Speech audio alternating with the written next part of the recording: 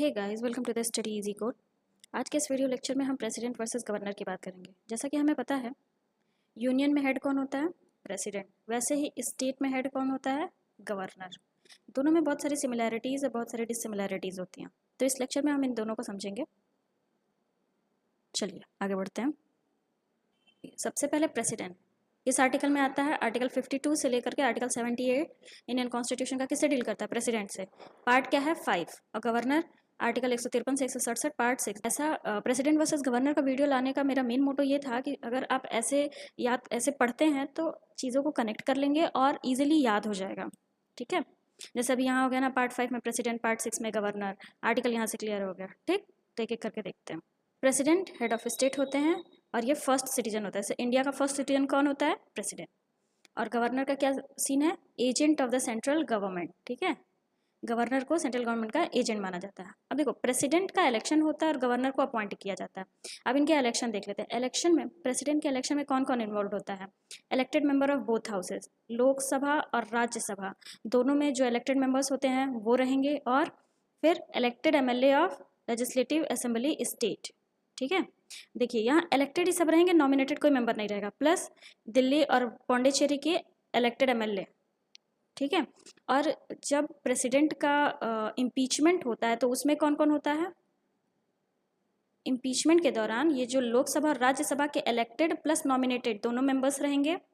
Elected और nominated दोनों members रहेंगे। और ये एमएलए लेजिस्लेटिव असेंबली स्टेट और दिल्ली और पौंडीचेरी के एमएलए नहीं रहेंगे। ठीक है, तो आई होप ये क्लियर होगा। अब गवर्नर का अपॉइंटमेंट कैसे होता है? कैनेडियन मॉडल पे। इंडिया में जो गवर्नर अपॉइंट होते हैं वो किस मॉडल पे? कैनेडियन मॉडल पे। और कौन अपॉइंट करता है? प्रेसिडेंट अपॉइंट करता है। अब देखो, प्रेसिडेंट का क्वालिफिकेशन क्या होना चाहिए? लोकसभा के मेंबर के लिए क्वालिफाइड होना चाहिए, इंडिया के सिटीजन होने चाहिए और 35 ईयर एज होनी चाहिए। और गवर्नर के लिए same, citizen, 35 year age, should not be a member of either house. किसी भी हाउस के ये मेंबर नहीं होने चाहिए। ठीक है, अब प्रेसिडेंट को ओथ कौन दिलाता है? Chief justice of India. और इनका ओथ होता क्या है? Faithful execution of office, defend constitution and law. ये याद रखना, नो ओथ ऑफ सीक्रेसी। इनका कोई सीक्रेसी का ओथ नहीं होता। प्रेसिडेंट का सीक्रेसी का कोई ओथ नहीं होता है। गवर्नर का ओथ कौन दिलवाता है? Chief justice of high court. ये चीफ जस्टिस ऑफ इंडिया हो गए, इनको chief justice of high court. इनका क्या ओथ होता है?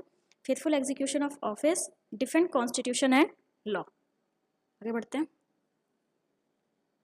देखो, कंडीशन ऑफ ऑफिस। प्रेसिडेंट के ऑफिस का क्या कंडीशन होना चाहिए? कि should not be MP and no office of profit. और गवर्नर का not be member either house of parliament और स्टेट लेजिस्लेचर, जैसा कि अभी हमने पीछे बात किया। और कोई ऑफिस ऑफ प्रॉफिट नहीं होना चाहिए। अब टर्म्स ऑफ ऑफिस दोनों का देख लेते हैं। प्रेसिडेंट का टर्म्स ऑफ ऑफिस 5 साल का, और ये रिजाइन कैसे करेंगे? वाइस प्रेसिडेंट को लेटर दे करके। और गवर्नर का टर्म्स ऑफ ऑफिस क्या है? 5 साल का है, और ये रिजाइन कैसे करेंगे? प्रेसिडेंट को लेटर दे करके। ठीक है, अब पावर देख लेते हैं। हमने अभी तक देख लिया कि प्रेसिडेंट और गवर्नर में कितनी सिमिलैरिटीज़ हैं। ठीक है, जैसे यूनियन का हेड प्रेसिडेंट होता है, वैसे ही स्टेट का हेड कौन होता है? गवर्नर होता है। इनमें बहुत सारी सिमिलैरिटीज़ होती है। तो अब इनके पावर्स, कुछ पावर्स देख लेते हैं। पहले प्रेसिडेंट के देखते हैं कुछ एग्जीक्यूटिव पावर। प्रेसिडेंट के एग्जीक्यूटिव पावर क्या क्या है? जितने भी एग्जीक्यूटिव एक्शंस लिए जाते हैं वो इन्हीं के नाम पे लिए जाते हैं। ठीक, ये पीएम और अदर मिनिस्टर्स को अपॉइंट करते हैं, अटर्नी जनरल को अपॉइंट करते हैं, CAG, election commissioner, chairman of UPSC, governor. ये देखो, ये भी हम गवर्नर पढ़ रहे हैं ना, इस गवर्नर को अपॉइंट कौन करता है? President he. Chairman, member of finance commission. ठीक, इंटर स्टेट काउंसिल्स का फॉर्मेशन करते हैं। और जो यूनियन टेरिटरीज होते हैं उनको डायरेक्टली एडमिनिस्टर करते हैं। प्रेसिडेंट यूनियन टेरिटरीज को डायरेक्टली एडमिनिस्टर करते हैं। और किसी जो इंडिया में कहीं भी जहां उनको लगेगा उस एरिया को वो शेड्यूल एरिया डिक्लेयर कर सकते हैं, और उनके पास पूरी पावर होती है कि शेड्यूल और ट्राइबल एरिया को एडमिनिस्टर करें। अब नेक्स्ट गवर्नर के कुछ एग्जीक्यूटिव पावर को देख लेते हैं। स्टेट में जितने एग्जीक्यूटिव एक्शंस होते हैं वो इनके नाम पे होते हैं। चीफ मिनिस्टर और अदर मिनिस्टर्स को ये अपॉइंट करते हैं। एडवोकेट जनरल ऑफ स्टेट को ये अपॉइंट करते हैं। स्टेट इलेक्शन कमीशन, एसपीएससी के चेयरमैन, इनका अपॉइंटमेंट गवर्नर करते हैं। और ये देखो, can recommend imposition of president rule. किसी भी पर्टिकुलर जगह पे प्रेसिडेंट रूल लगाना है या नहीं लगाना है, ये गवर्नर ही रिकमेंड करते हैं। ठीक है, और गवर्नर चांसलर ऑफ यूनिवर्सिटीज़ की तरह एक्ट करते हैं। ठीक, और वाइस चांसलर को अपॉइंट करते हैं। तो आई होप आप लोग को एग्जीक्यूटिव पावर क्लियर होगा। नेक्स्ट आगे बढ़ते हैं। अब आता है लेजिस्लेटिव पावर। तो प्रेसिडेंट का लेजिस्लेटिव पावर क्या है? इंटीग्रल पार्ट ऑफ पार्लियामेंट, हमें पता है ना पार्लियामेंट, प्रेसिडेंट पार्लियामेंट का पार्ट है, पार्लियामेंट का पार्ट और क्या क्या है, लोकसभा प्लस राज्यसभा और प्रेसिडेंट, ये तीन। ऐसे डायरेक्टली क्वेश्चन पूछ लेता है कि क्या प्रेसिडेंट पार्लियामेंट का पार्ट है, तो हाँ प्रेसिडेंट पार्लियामेंट का पार्ट है, ठीक है। और प्रेसिडेंट के लेजिस्लेटिव पावर्स को देखते हैं। जब भी नई पार्लियामेंट स्टार्ट होती है तो उसका फर्स्ट सेशन कौन एड्रेस करता है, प्रेसिडेंट। और हर साल का फर्स्ट सेशन कौन एड्रेस करता है, प्रेसिडेंट। लोकसभा और राज्यसभा में जो मेंबर्स नॉमिनेट किए जाते हैं वो कौन नॉमिनेट करता है, प्रेसिडेंट। इनके पास ऑर्डिनेंस मेकिंग पावर होता है, ठीक है। और ये कैग और यूपीएससी के जो रिपोर्ट्स होते हैं वो पार्लियामेंट के सामने प्रेसिडेंट ही प्रेजेंट करते हैं, ले डाउन करते हैं, ठीक है। गवर्नर्स के देख लेते हैं, ये स्टेट लेजिस्लेचर के पार्ट है, तो स्टेट लेजिस्लेचर का पार्ट कौन कौन होगा, विधानसभा प्लस विधान परिषद और गवर्नर, ठीक है। सेम इनके पास भी कंडीशन है, जनरल इलेक्शन के बाद पहला सेशन एड्रेस करते हैं स्टेट में, और हर साल का पहला सेशन गवर्नर एड्रेस करते हैं, ठीक है। लेजिस्लेटिव काउंसिल के जो मेंबर्स नॉमिनेट किए जाते हैं 1/6 वो कौन नॉमिनेट करता है, गवर्नर। ऑर्डिनेंस मेकिंग पावर इनके पास भी होता है, कैग एसपीएससी वगैरह के रिपोर्ट स्टेट लेजिस्लेचर में ये ले डाउन करते हैं, ठीक। अब प्रेसिडेंट और गवर्नर के हम फाइनेंशियल पावर को देख लेते हैं। मनी बिल रिकमेंडेशन कौन करेगा, प्रेसिडेंट करेंगे सेंटर में, और स्टेट में कौन करेगा, गवर्नर करेंगे, ठीक। कंटिजेंसी फंड ऑफ इंडिया, वहाँ से अगर एडवांस लेना है तो किसका परमिशन लेना होगा, प्रेसिडेंट का। और कंटिजेंसी फंड ऑफ स्टेट से एडवांस लेना है तो किसका परमिशन लेना होगा, गवर्नर का। Financial commission of India constitute कौन करता है, प्रेसिडेंट।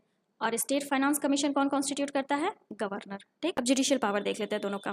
प्रेसिडेंट का क्या क्या जुडिशियल पावर है, चीफ जस्टिस को अपॉइंट करते हैं, सुप्रीम कोर्ट और हाई कोर्ट के और जजेस को अपॉइंट करते हैं, और pardon, reprieve, respite, remission of punishment grant करते हैं। और गवर्नर के पास क्या जुडिशियल पावर है, ये भी पार्डन, रिप्राइव, रिस्पाइट और रिमिशन ऑफ पनिशमेंट ग्रांट करते हैं, ठीक। तो आप देख रहे होंगे नियर अबाउट 80 to 90% पावर्स दोनों के पास सेम है। इसीलिए मैं सोची कि प्रेसिडेंट वर्सेस गवर्नर का वीडियो लाने से आपको फ़ायदा ये होगा कि चीज़ें क्लियर रहेंगी और आप रिलेट करके पढ़ सकते हैं। आगे बढ़ते हैं। प्रेसिडेंट के पास वीटो पावर्स होते हैं। जनरली तो वीटो पावर्स 4 तरीके के होते हैं, absolute, qualified, suspensive and pocket veto. But India में क्वालिफाइड वीटो नहीं है, ठीक है। तो इसीलिए इसको आप ध्यान नहीं दीजिएगा। ये याद रखिएगा कि प्रेसिडेंट के पास वीटो पावर होते हैं। वीटो पावर का मतलब क्या होगा कि अगर कोई बिल प्रेसिडेंट के पास आता है तो प्रेसिडेंट उसको रिकमेंडेशन के लिए दोबारा भेज सकती है, ठीक है। और फिर से अगर वो बिल आएगा तो उनको अपना एसेंट देना पड़ेगा। तो कौन कौन से वीटो पावर हैं, एब्सोल्यूट वीटो, सस्पेंसिव वीटो और पॉकेट वीटो इंडियन प्रेसिडेंट के पास होते हैं, ठीक। गवर्नर के constitutional position, article 163 of Indian constitution क्या कहता है कि गवर्नर अपने डिस्क्रिशन पर वर्क कर सकता है, एक्ट कर सकता है। और अगर कोई ऐसा टॉपिक है जो इस डिलेमा में है कि वो गवर्नर के डिस्क्रिशन में आएगा या नहीं आएगा, तो उसका भी डिसीजन फाइनल कौन लेगा, गवर्नर ही लेगा। ये याद रखिएगा, ठीक है। अगर कोई ऐसा टॉपिक है जो कि अभी इस डिलेमा में है कि वो गवर्नर के डिस्क्रिशनरी पावर में आएगा कि नहीं आएगा, तो इसका फाइनल डिसीजन कौन लेगा, गवर्नर ही लेगा, ठीक। अब प्रेसिडेंट और गवर्नर के डिस्क्रिशनरी पावर्स को भी देख लेते हैं। देखो 42nd अमेंडमेंट के तहत क्या आया कि ठीक है प्रेसिडेंट के पास डिस्क्रिशनरी पावर है, लेकिन जो कैबिनेट मिनिस्टर हैं जो कि हेडेड बाय प्राइम मिनिस्टर हैं, उनका जो एडवाइस होगा वो बाइंडिंग होगा प्रेसिडेंट पे, प्रेसिडेंट को वो चीज़ फॉलो करना होगा, ठीक। फिर आता है 44th अमेंडमेंट। इसमें क्या कहता है कि जो एडवाइस दिए हैं कैबिनेट ने, प्रेसिडेंट उनको रिकंसिडरेशन के लिए भेज सकता है, ठीक है, कि आप उसको फिर से एक बार रिकंसिडर कर लीजिए। और अगर कैबिनेट फिर से सेम चीज़ ही एडवाइस कर रहा है तो वो सेम रिकंसिडर्ड भी बाइंडिंग होगा प्रेसिडेंट के ऊपर, वो सेम रिकंसिडर्ड बाइंडिंग होगा। अब देखते हैं कुछ चीज़ें जहाँ पे डिस्क्रिशनरी पावर है प्रेसिडेंट के पास, जैसे कि appointment of PM when no party is in majority, इस जगह पे प्रेसिडेंट अपना डिस्क्रिशन यूज कर सकता है। Dismissal of council of minister when it fail to move majority, ठीक। अब गवर्नर के डिस्क्रिशनरी पावर देख लेते हैं। जैसा कि हमने अभी पीछे देखा constitutional position of governor article 163 के तहत कि गवर्नर अपने डिस्क्रिशन पे एक्ट कर सकता है। तो इसमें देखते हैं कि किस किस जगह पे कर सकता है। सबसे पहला रिजर्वेशन ऑफ बिल, कोई भी बिल प्रेसिडेंट के पास भेजना है या नहीं भेजना है, ये डिस्क्रिशन किस पे होगा, गवर्नर, ये गवर्नर का डिस्क्रिशन होगा, ठीक है। रिकमेंडेशन ऑफ प्रेसिडेंट रूल, किस जगह पे प्रेसिडेंट रूल लगाना है, कब लगाना है, ये गवर्नर का डिस्क्रिशनरी पावर है, ठीक।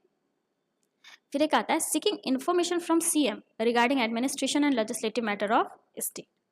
ठीक है, तो बहुत लिमिटेड डिस्क्रिशनरी पावर है प्रेसिडेंट और गवर्नर के पास, बट हाँ प्रेसिडेंट और गवर्नर दोनों के पास डिस्क्रिशनरी पावर है। सो इस वीडियो में इतना ही। Thank you so much for watching.